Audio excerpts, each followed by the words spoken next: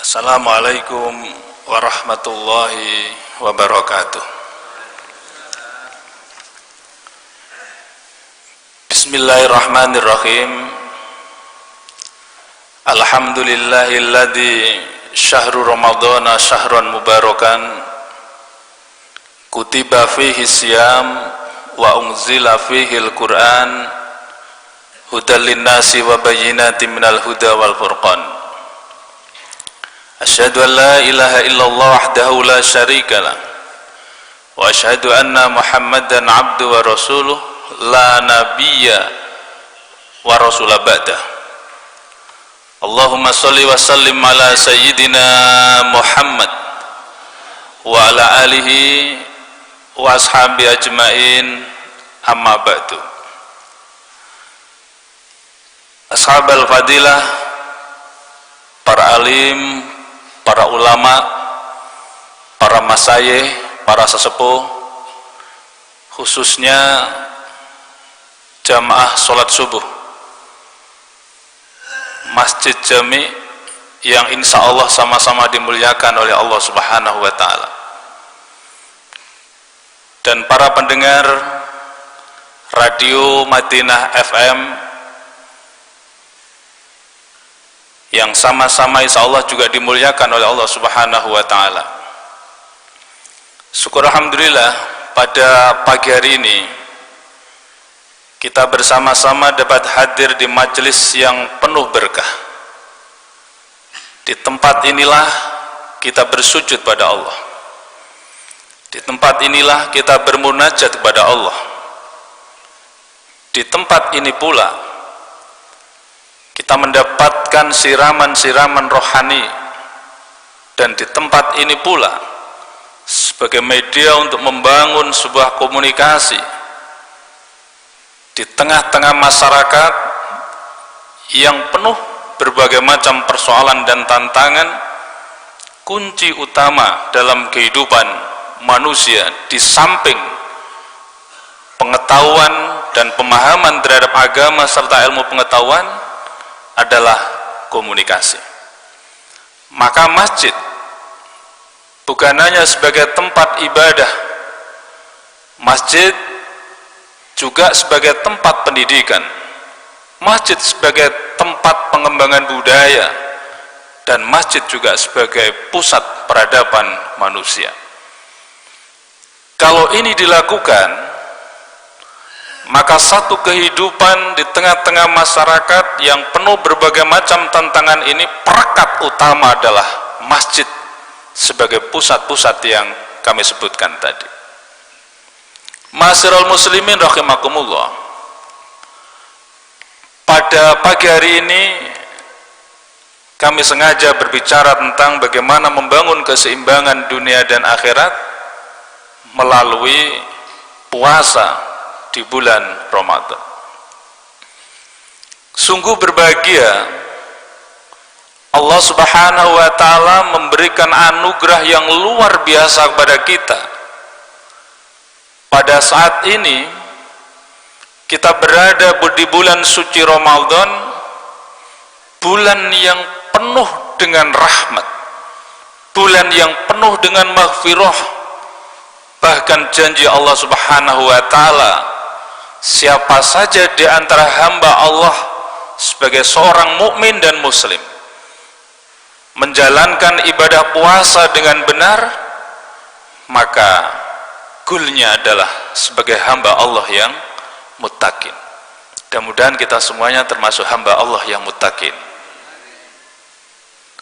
Dan hal ini sudah lama kita nanti-nanti.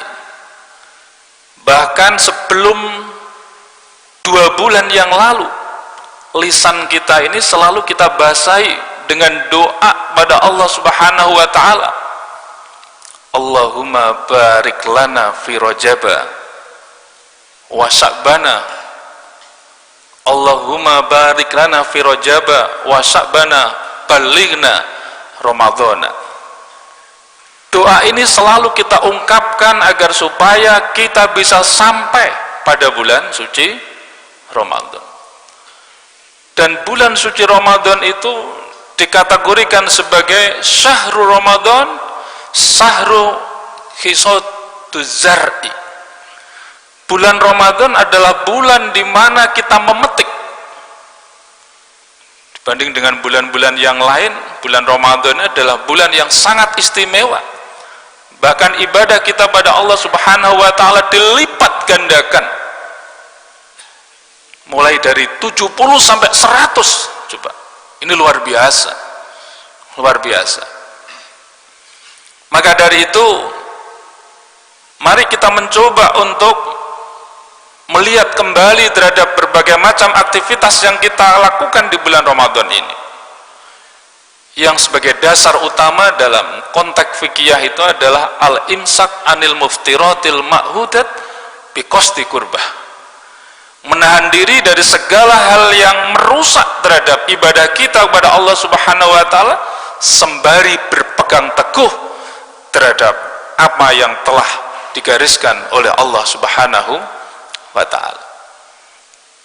Maka suatu saat Rasulullah Muhammad SAW menyampaikan kepada umatnya, ma'aqala shawam wa ma'aksarul jawa. Sedikit orang yang berpuasa dan banyak orang yang sekedar lapar dan dahaga belaka, karena mereka tidak menjalankan ibadah puasa sebagaimana mestinya, hanya dimaknai sebagai menahan makan dan minum dan nafsu seksual, serta bagaimana dia harus menjaga lisan, bagaimana dia harus menata hati, bagaimana dia harus berperilaku dan lain sebagainya, tidak sebagaimana seorang yang melaksanakan ibadah puasa. Walaupun bulan Ramadan itu adalah bulan untuk memetik hasil, ini tidak serta-merta tiba-tiba orang kalau mau lari maraton itu saja. Mereka harus siap-siap, harus ngambil ancang-ancang dulu. Sama dengan ketika kita ingin mendapatkan Lailatul Qadar, tidak serta-merta kita mendapatkan tanpa harus diawali dengan berbagai macam ikhtiar perbaikan-perbaikan pola pikir, perbaikan-perbaikan perilaku, dan bahkan ketika dia harus menata hatinya, ini tidak serta-merta. Begitu pula ketika melaksanakan ibadah puasa, jelas di sana bahwa kenapa kita berharap dan ingin mendapatkan sebuah keberkahan pada bulan Rajab, karena bulan Rajab itu sesungguhnya kita mulai start untuk menanam dan sekaligus membangkitkan niat kita untuk menghadapi bulan Ramadan itu dengan niat yang suci, niat yang bersih, apalagi berharap pada Allah Subhanahu wa taala untuk mentazkiyatun nufus, untuk membersihkan hati kita melalui bulan puasa, untuk membangun spiritualitas kita, untuk membangun kebugaran jasmani dan rohani kita. Ini sudah kita niati sejak pada bulan Rajab itu. Lalu tangga yang kedua adalah bulan Sya'ban. Bulan Sya'ban inilah sesungguhnya bulan di mana kita mencoba untuk memupuk, untuk menyiram, untuk menjaga niat kita itu agar supaya ini menjadi instrumen, menjadi bekal utama untuk menghadapi bulan suci Ramadan itu. Maka Rasulullah Muhammad SAW, beliau ini pada bulan Sya'ban, aktivitas ibadah kepada Allah Subhanahu wa taala, terutama ibadah-ibadah sunnah, itu luar biasa. Bahkan kalau di ranking dalam 12 bulan ibadahnya Rasulullah itu pada ranking kedua itu adalah pada bulan Sya'ban itu. Beliau meningkatkan ibadah puasa sunnah, beliau meningkatkan ibadah sholat sunnah, dan bahkan di malam hari beliau gunakan untuk berdoa kepada Allah Subhanahu wa taala. Berbagai macam permintaan beliau sampaikan itu di malam hari. Ini sesungguhnya adalah merupakan sebuah modal dalam rangka untuk memetik pada bulan Ramadan ini. Ma'asyiral muslimin rahimakumullah, ibadah puasa tidak semata-mata kita pahami sebagai ibadah yang bersifat ritualistik belaka, tetapi ibadah puasa ini bagaimana mampu dan berdampak dalam kehidupan sosial kemasyarakatan. Saya memberikan satu contoh. Dalam hal ini, ketika Nabi Musa alaihissalam, beliau dipanggil oleh Allah Subhanahu wa ta'ala untuk menerima wahyu. Memanggilnya adalah di Jabal Sinai, di Gunung Sinai. Pada suatu saat itu Nabi Musa alaihissalam sedang menuju ke Jabal Sinai.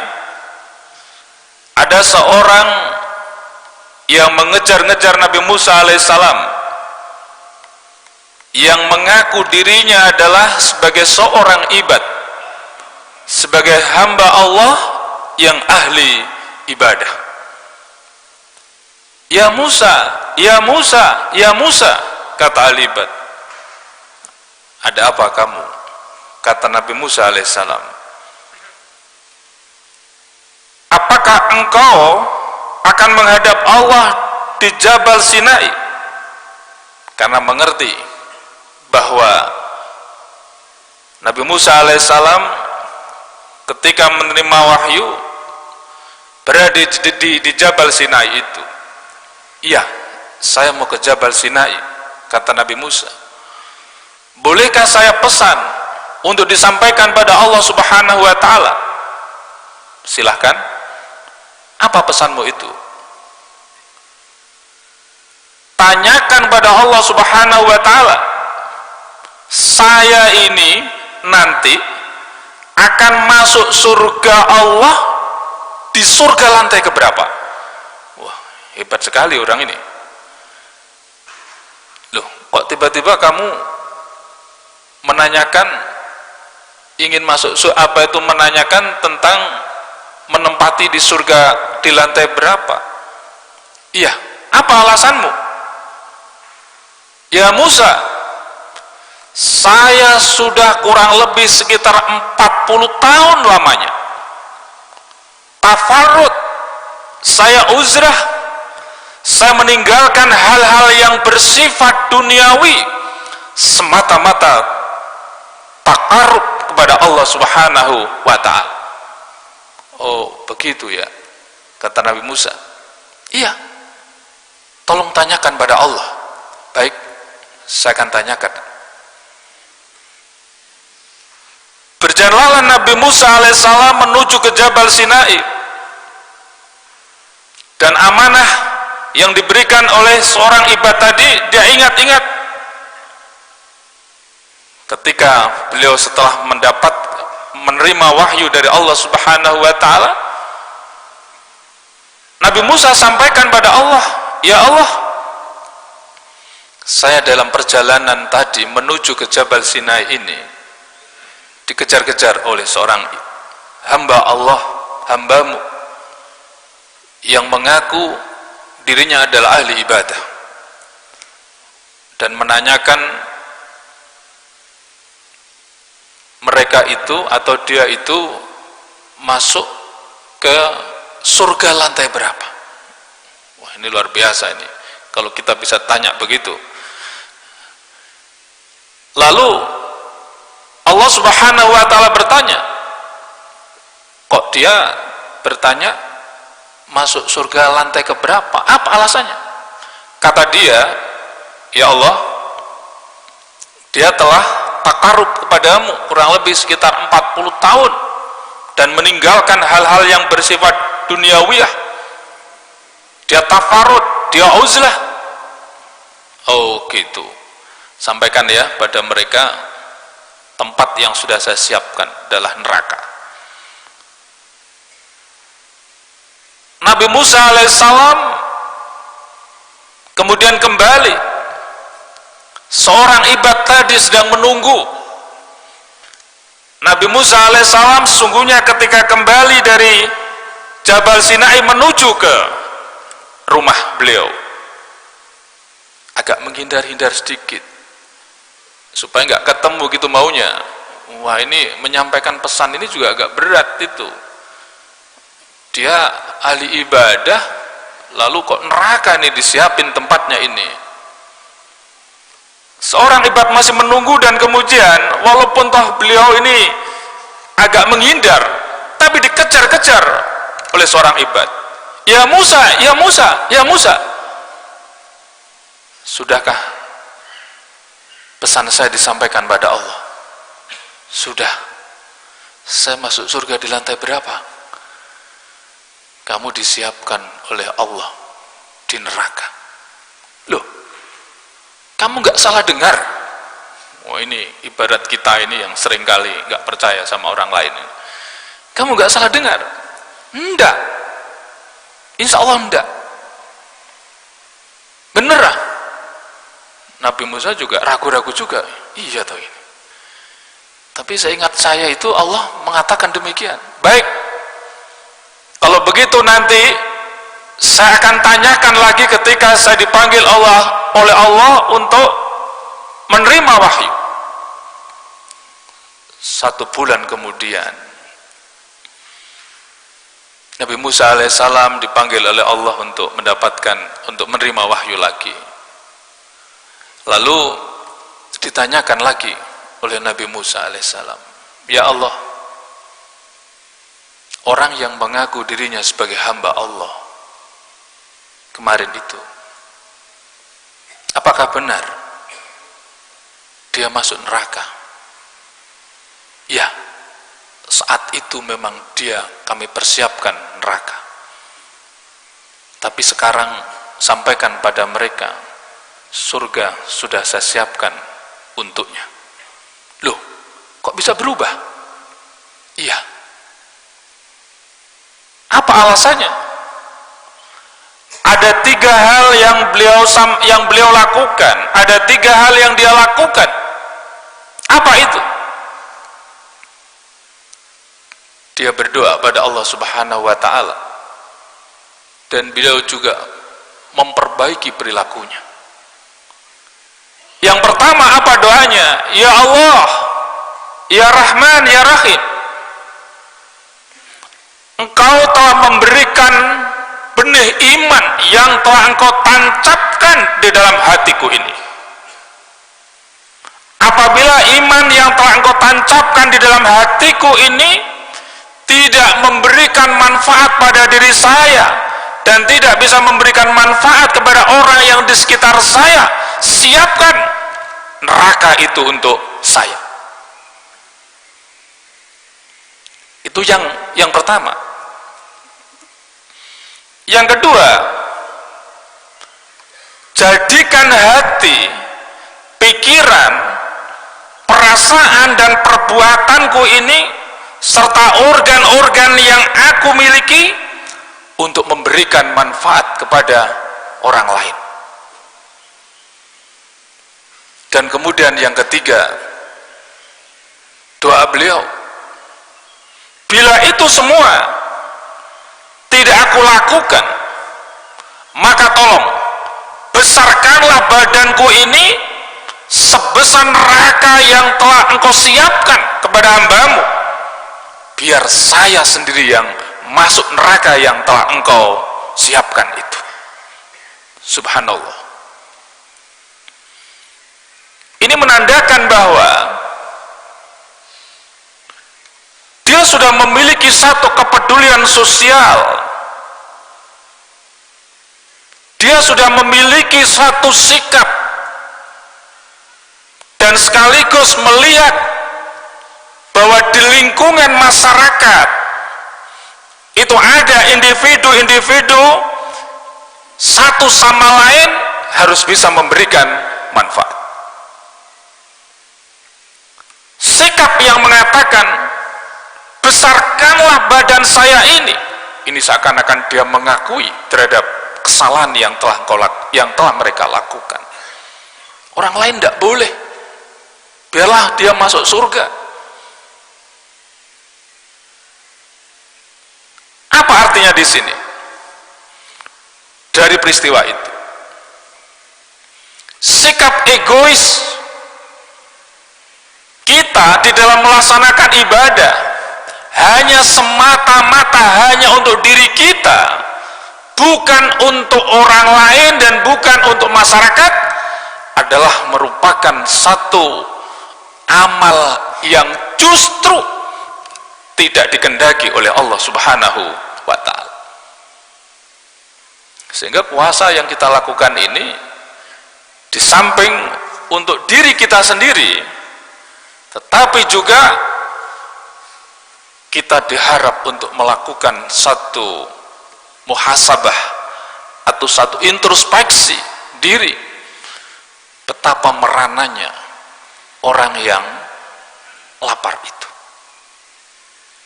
Bagi kita yang punya duit, lapar hanya sesaat, paling mulai dari terbit fajar hingga terbenam matahari, dan itu bersifat sesaat, hanya kurun waktu 1 bulan.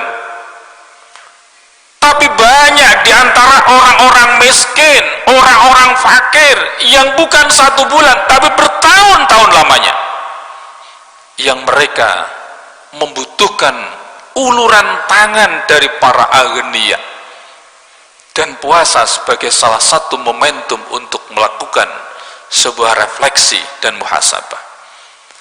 Maka sampai-sampai Rasulullah Muhammad SAW menyampaikan kepada umatnya, al-jannatu mustaqatun li arba'i nafarin. Salah satunya apa? Wa mutmi'il ji'an, yaitu memberikan makan kepada orang yang sedang lapar.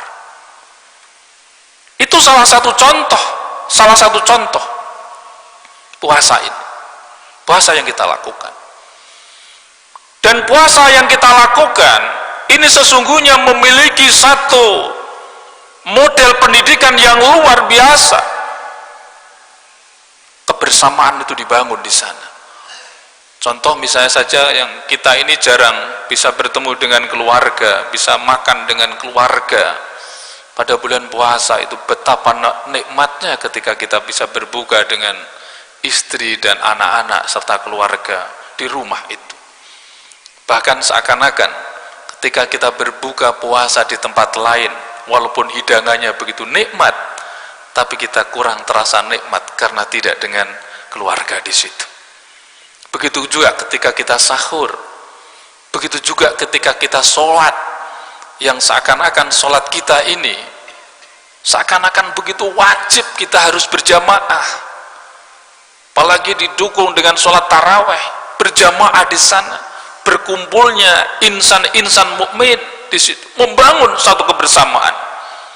Itulah talenta bulan puasa yang mempersatukan umat, menciptakan satu kehidupan yang harmoni, dan ini dilaksanakan di ketika bulan suci Ramadan. Betapa indahnya kehidupan yang seperti ini terus dilakukan setelah bulan puasa atau 11 bulan ke depan misalnya saja. Tetapi di bulan puasa ini juga bukan hanya sekadar menyentuh kepada hal-hal yang bersifat sosial belaka atau kemasyarakatan belaka, tapi juga menyangkut mengenai masalah ibadah kita kepada Allah Subhanahu wa ta'ala. Apa kata Rasulullah? As-sawmu li wa ana ajzi bih. Puasa itu adalah untukku, kata Allah, dan akulah yang akan memberikan balasan kepadanya. Ini berarti puasa ini kan urusan pribadi kepada Allah Subhanahu wa ta'ala. Tetapi dampak dari puasa ini luar biasa. Di samping membangun spiritualitas, puasa ini berlomba-lomba, fastabiqul khairat, di rumah, di masjid, di musola, di kantor-kantor membaca Al-Quran. Tahlil Quran.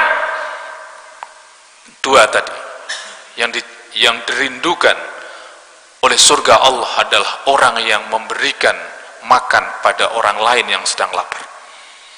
Tahlil Quran, orang yang tadarus, orang yang membaca Al-Quran, dirindukan oleh surga Allah Subhanahu wa ta'ala. Rindu surga itu pada orang yang baca Al-Quran. Maka puasa ini selalu dihiasi dengan Al-Quran.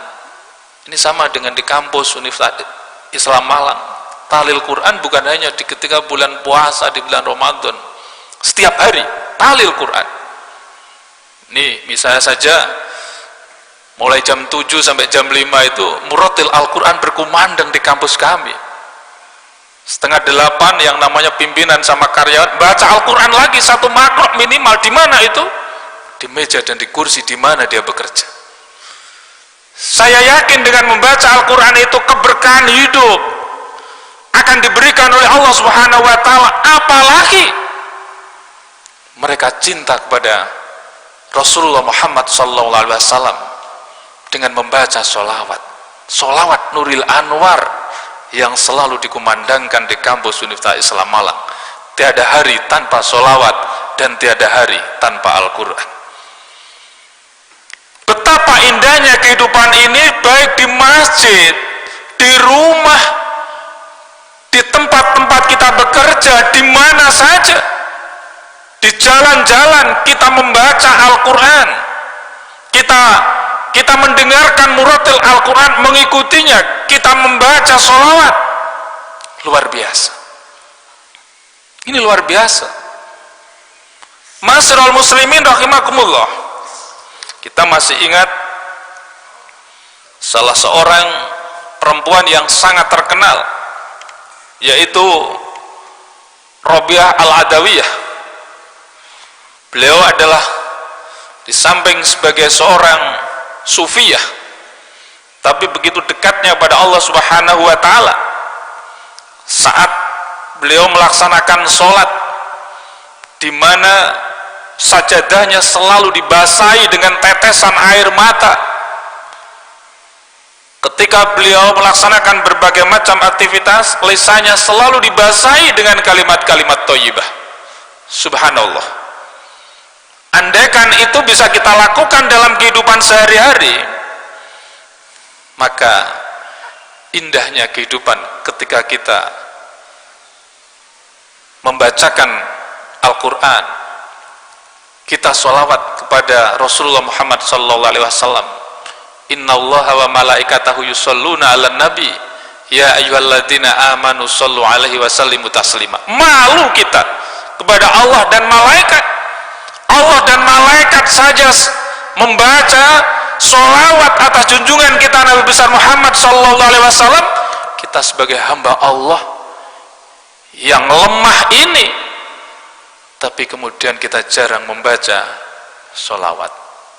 Maka kita senang di Malang ini atau di Malang Raya, majelis-majelis dzikir, majelis-majelis sholawat bercokolan ini, bermunculan, ibarat embun penyejuk dalam kehidupan masyarakat berbangsa dan bernegara.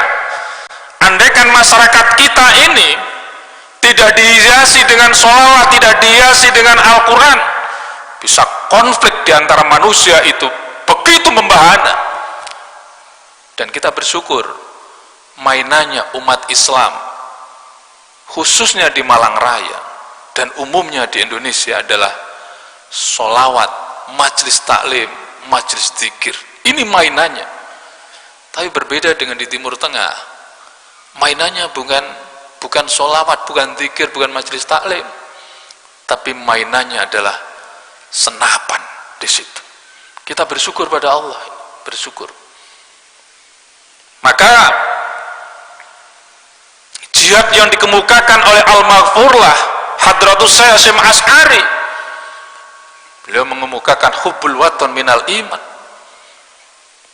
Ini sungguh luar biasa. Kalau kita itu cinta terhadap tanah air, Berbagai macam ikhtiar selalu kita lakukan, di samping kita membela negara, kita cinta terhadap negara.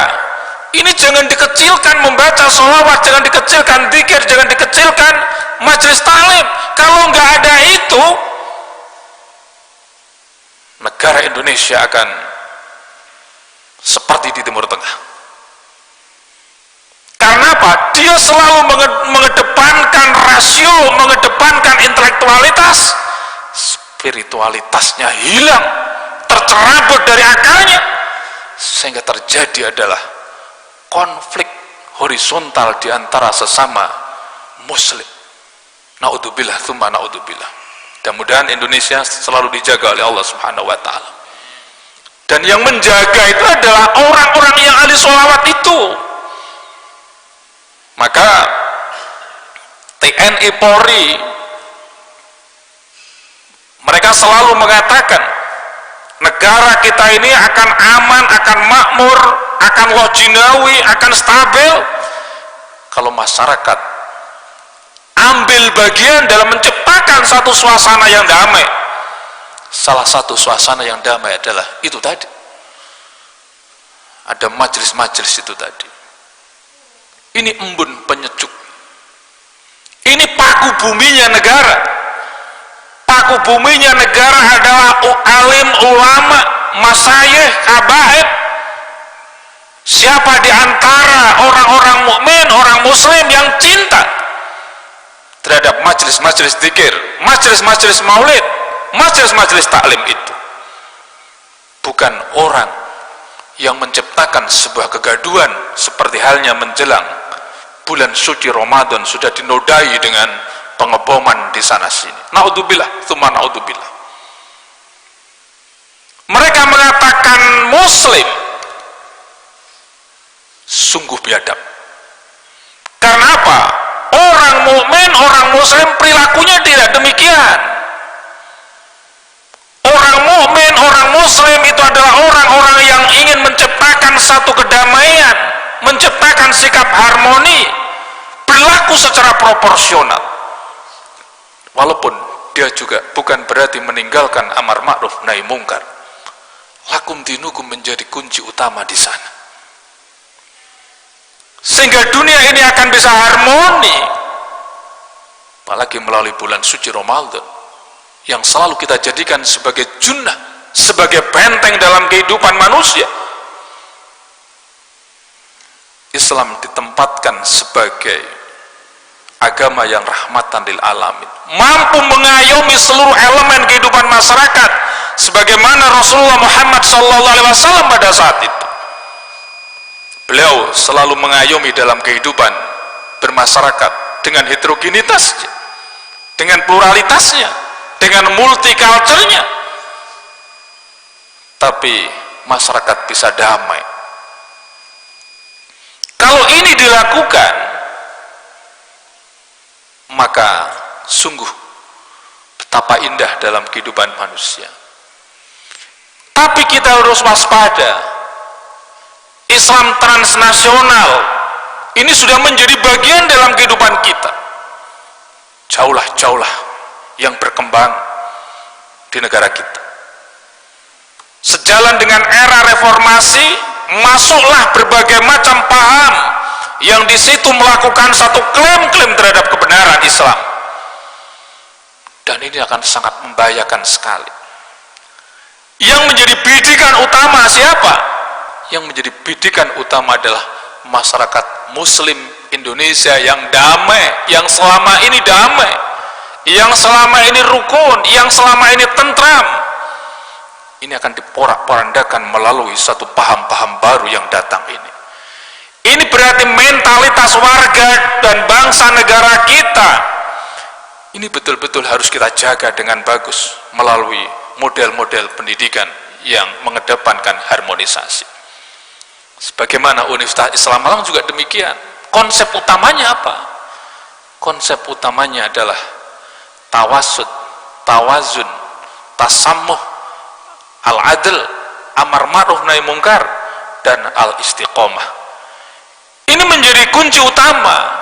Andaikan lembaga-lembaga pendidikan di Indonesia mampu mengembangkan prinsip-prinsip ini dan dikawal dengan ketat, bahkan mau menciptakan satu keharmonisasian antara umat manusia, ini ada semacam sinkronisasi satu sama lain. Bahkan kemarin saya punya gagasan begini, ketika kami berdialog,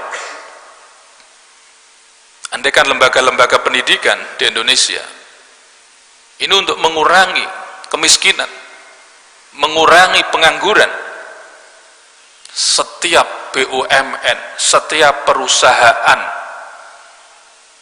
itu diwajibkan memiliki partnership dengan lembaga-lembaga pendidikan dan sekaligus mengambil bagian sebagai anak angkat dari lembaga pendidikan itu, agar supaya lembaga pendidikannya bisa berkembang dengan bagus, lalu kemudian dia bisa praktek di perusahaan-perusahaan itu, satu sama lain saling menopang antara Kementerian Perdagangan, Kementerian Perindustrian, Kementerian Pendidikan, menjadi satu jaringan satu sama lain, maka kesenjangan ekonomi di negara kita akan semakin berkurang, dan sekaligus pengentasan kemiskinan dalam bidang pendidikan itu akan bisa diatasi kalau ini tegas bahwa setiap perusahaan harus memiliki anak angkat lembaga pendidikan yang harus diberdayakan. Karena kita prihatin di negara kita ini kurang lebih sekitar 35 juta masyarakat Indonesia masih dalam kemiskinan. Tapi hal yang seperti ini belum mendapatkan satu sentuhan dan prioritas untuk dientaskan. Satu potensi yang luar biasa. Saya tadi malam membuka jurnal riset, yaitu Bank Pembangunan Indonesia, IDB, Indonesian Development Bank, telah melakukan sebuah riset. Andaikan masyarakat Indonesia itu sadar akan melaksanakan tugasnya, bahwa BAS, Badan Amil Zakat, melalui ZIS, zakat, infak, dan sodako, dalam 1 tahun, andaikan masyarakat kita memiliki satu kesadaran yang luar biasa terkait dengan itu, nggak tanggung-tanggung, dana 200 triliun itu akan bisa dikelola oleh Badan Amil Zakat dan Infak di situ. Tapi ternyata apa?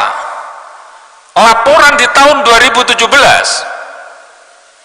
itu hanya mencapai 5 triliun. Jauh sekali kesenjangannya, jauh sekali.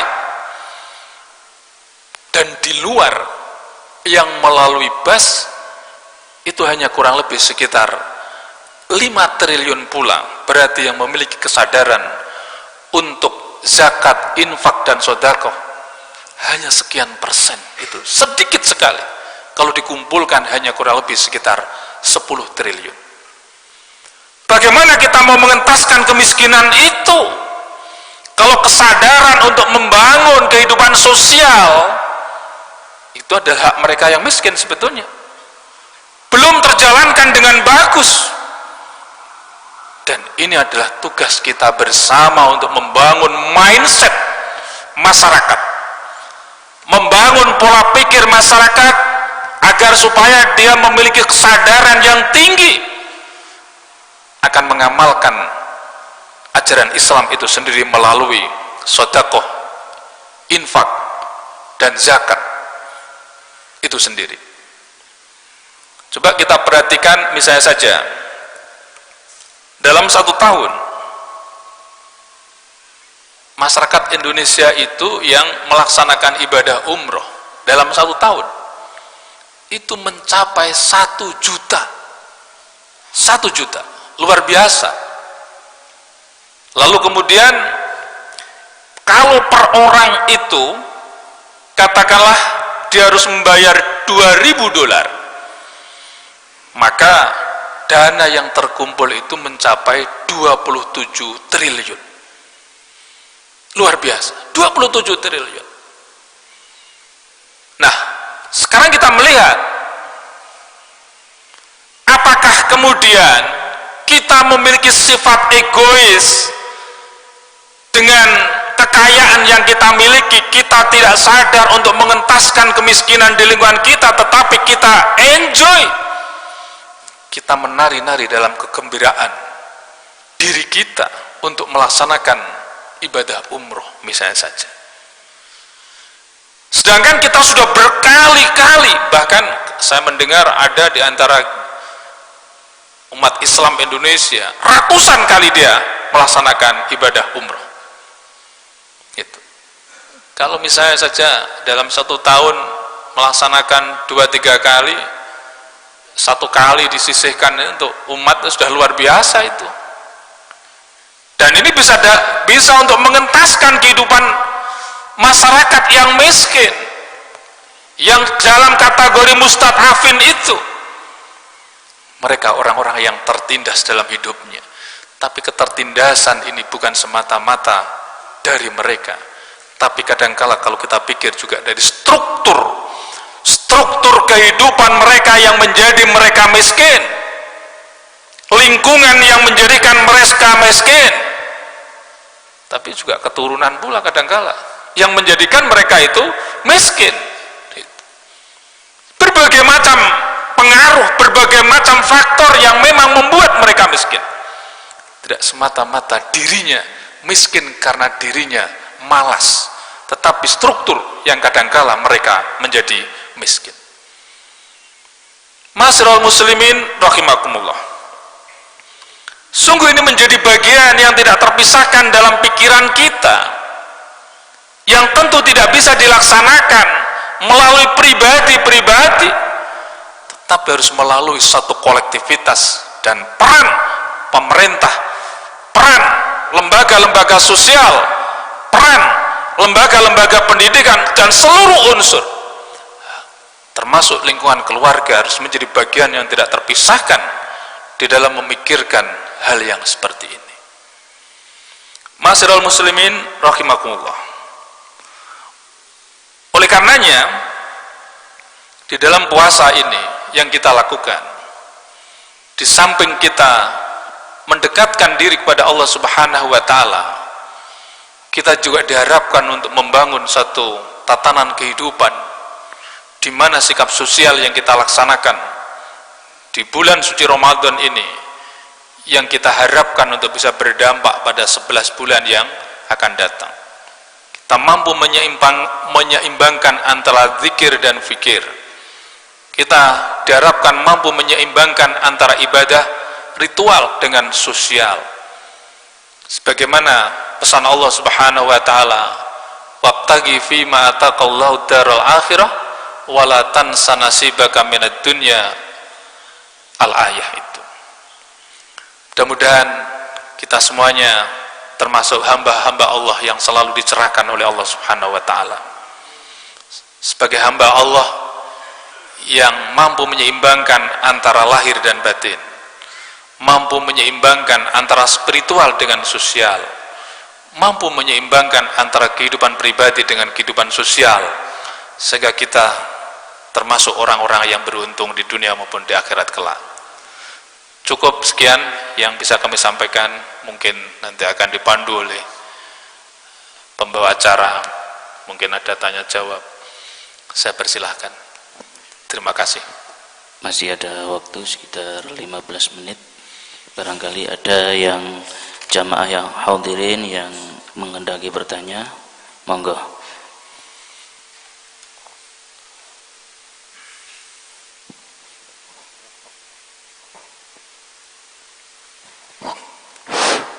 Assalamualaikum warahmatullahi wabarakatuh. Waalaikumsalam.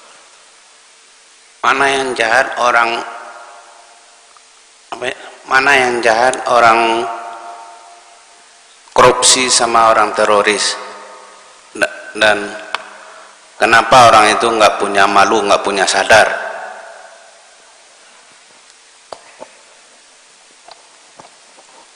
Ada lagi yang lain? Cukup singkat. Jahat mana antara teroris dengan koruptor. Monggo, Prof. Baik, terima kasih. Ini satu pertanyaan singkat tapi berat ini. Itu ya. Ya, kalau dipandang sama-sama jahatnya itu, Pak. Sama-sama jahatnya. Koruptor juga jahat. Bisa jadi mereka itu memiliki ilmu pengetahuan, tetapi pengetahuan yang dia miliki tidak dia gunakan sebagaimana mestinya. Dan apalagi itu adalah uang rakyat yang sesungguhnya bisa untuk membangun dan memberdayakan rakyat, tetapi hanya untuk kepentingan pribadinya, untuk memenuhi nafsu belaka. Ini kejahatan yang luar biasa menurut saya. Ini sudah menjadi bagian dari satu kejahatan besar di negara kita ini. Bukan hanya di negara kita, menurut saya di negara-negara lain orang yang melakukan korupsi itu ya kejahatan besar di sana, kejahatan besar. Apalagi yang melakukan kejahatan itu adalah orang-orang yang berpendidikan. Itu hukumannya menurut saya harus berat, itu harus berat. Karena yang diharapkan mereka itu pendidikannya ini mampu untuk bisa membangun satu tatanan kehidupan yang lebih bermartabat. Ini sama dengan menodai yarfa'illahu alladhina amanu minkum walladhina utul ilma darajat. Menodai ini.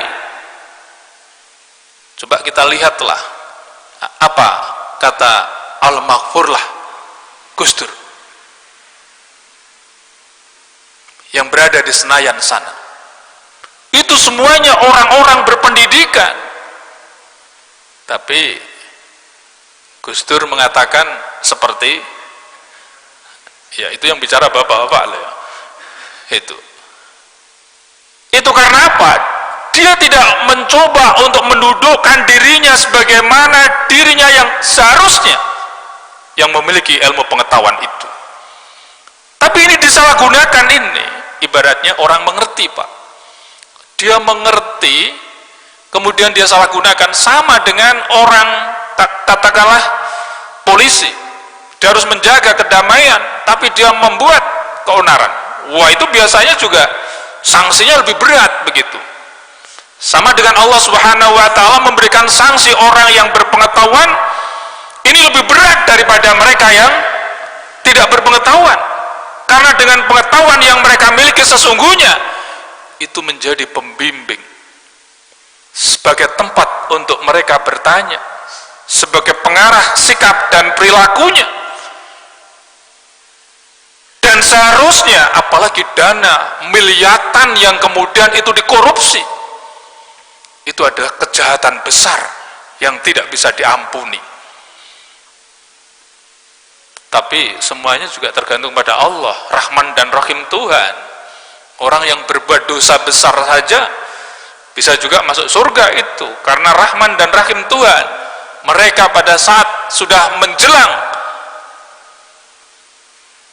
maut, dia taubatan nasuha. Tidak tahu kita, itu bisa jadi juga dimasukkan surga Allah, tapi bisa jadi juga melalui dulu.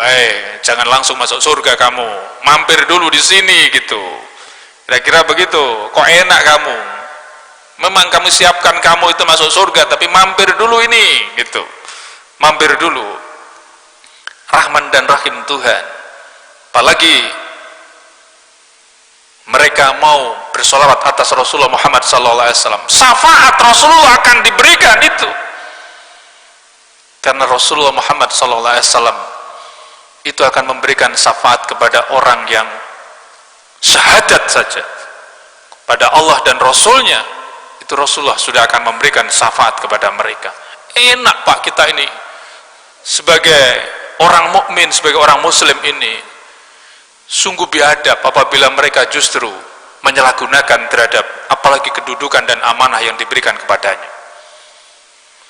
Lalu bagaimana dengan teroris? Nah ini sama-sama jahatnya, sama itu. Mereka sesungguhnya juga mengerti, tetapi kadangkala pola pikirnya mereka ini begitu ekstrem, ayat-ayat Allah dipenggal begitu saja, tidak dipahami secara komprehensif, sehingga dia menyalahgunakan ayat-ayat Allah untuk mencari popularitas dan sekaligus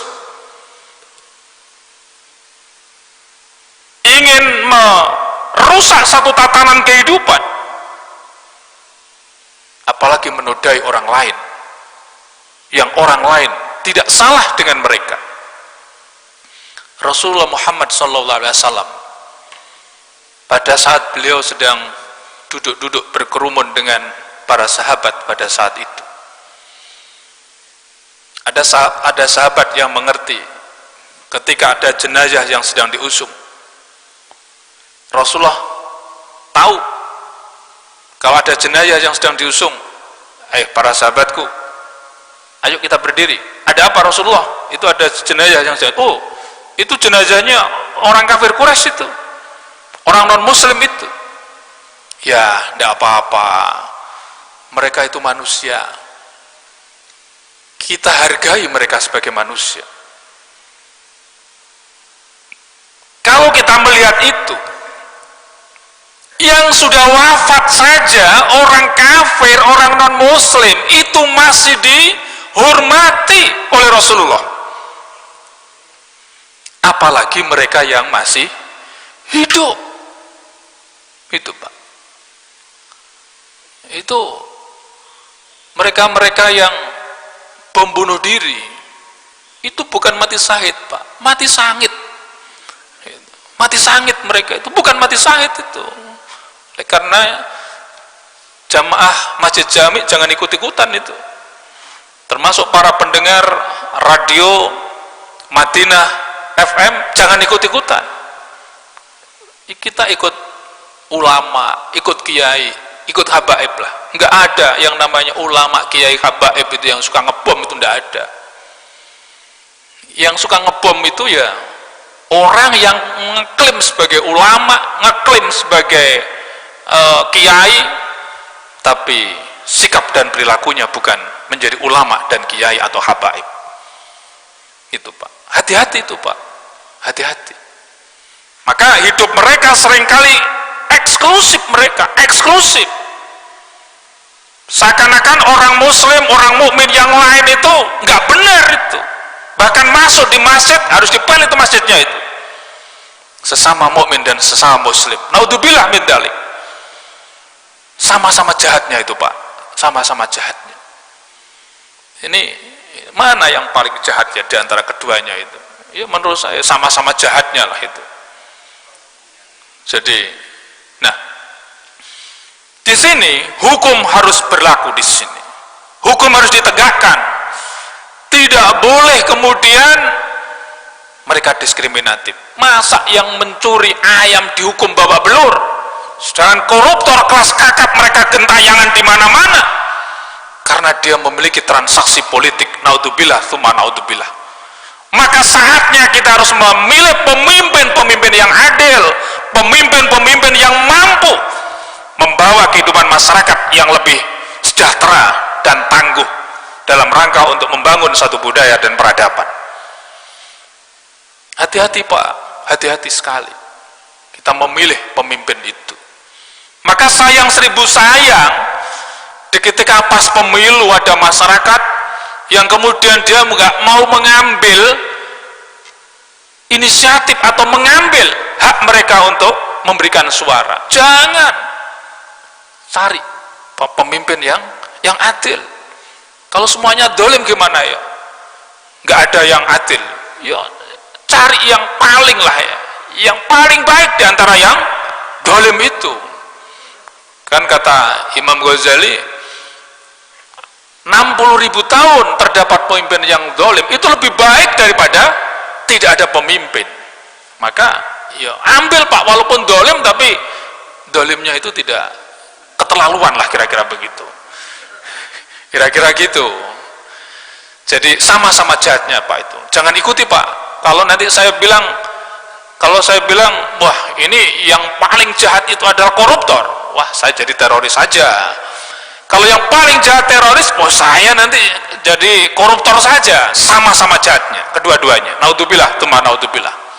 Jangan sampai keluarga kita dan keturunan kita melakukan hal-hal yang seperti ini. Naudzubillah min dzalik. Kita dihadirkan di muka bumi ini untuk apa? Untuk menebarkan amar ma'ruf nahi mungkar, untuk membangun satu kehidupan yang harmoni, kehidupan yang beradab, kehidupan yang bisa menciptakan satu kedamaian, bukan menciptakan malapetaka dan bukan menciptakan kerusuhan dan membuat orang lain tidak damai dan membuat orang lain takut. Buat orang lain takut itu aja sudah berdosa, Pak. Kok begitu? Kita sebagai orang yang bertetangga, kita nyetel radio begitu keras, kemudian tetangga kita, sopore nyetel radio keras banget, itu sudah menodai itu, Pak. Lalu bapak bilang, ini radio-radioku kok tak setel keras ya nggak apa-apa. Lalu kalau kamu terganggu, nggak usah didengarkan.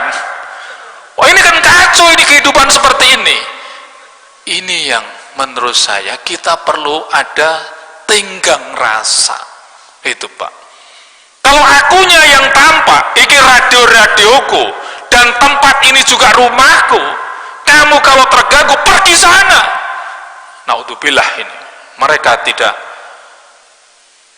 lagi perhatian terhadap tetangga. Bahkan Rasulullah menyampaikan, ajar qobladar. Tetangga dulu harus kita cari, tetangga yang baik harus kita cari dulu, baru membangun rumah di situ. Bukan bangun rumah dulu, nggak taunya tetangganya di situ, wah cerewetnya luar biasa. Tetangganya di situ nggak pernah sholat, tetangganya di situ pelit, tetangganya di situ nggak mau orang lain. Wah, kita ini seperti di penjara, Pak, kita itu.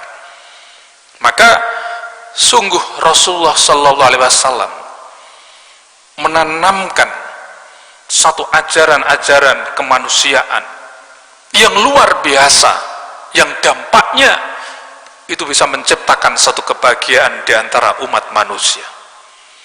Loh, kalau begini, kalau kita tidak cinta pada Rasulullah, lalu mau cinta pada siapa?